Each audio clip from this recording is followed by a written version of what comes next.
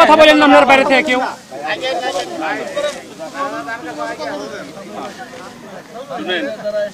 আপনার কয়জন কাটতেছেন এই ক্ষেত?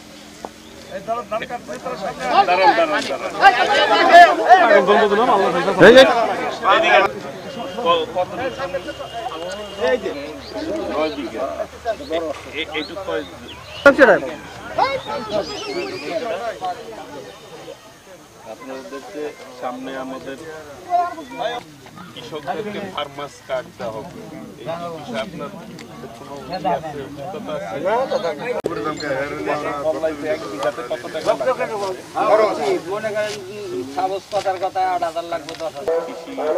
উপকরণ যেরকম সার, বীজ, কীটনাশক একটা কম মূল্যে পাবেন, একটা যাতে আপনার বিএনপি সবসময় কৃষি বান্ধব সরকার হিসাবে কিন্তু বিএনপি সবসময় কাজ করছে।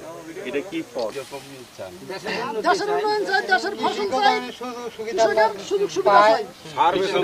সুবিধার জন্য এই ফার্মার্স কার্ড, কৃষকদের সুবিধার জন্য এই ফার্মার্স কার্ড দিবে। এবং এই ধান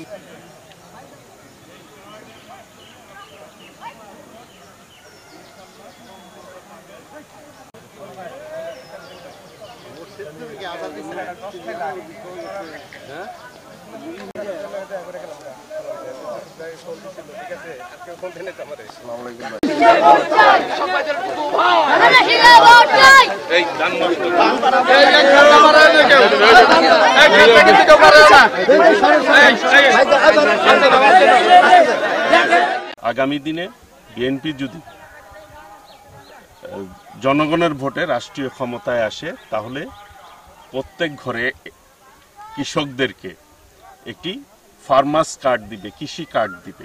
সেই কার্ডের মাধ্যমে কৃষক তার কৃষি উপকরণ সহজলভ্য হবে এবং সহযোগিতা পাবে, এবং বিক্রির ক্ষেত্রে ফসল বিক্রির ক্ষেত্রে তারা একটা বেনিফিট পাবে।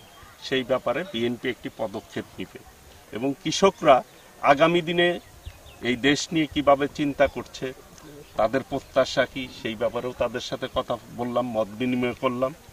কারণ আগামী দিনে কৃষি ভিত্তিক অর্থনীতিকে মজবুত করার লক্ষ্যে বিএনপি ইতিমধ্যেই পদক্ষেপ নিবে, সেই ব্যাপারে ঘোষণা দিয়েছেন দেশনায়ক তারেক রহমান। তো কৃষকদের সাথে মত বিনিময় করার জন্যই মূলত আমি মাঠে, তারা ধান কাটতেছিল, ওই ধান কাটা অবস্থায় তাদের সাথে মত বিনিময় করার জন্য এসেছিলাম।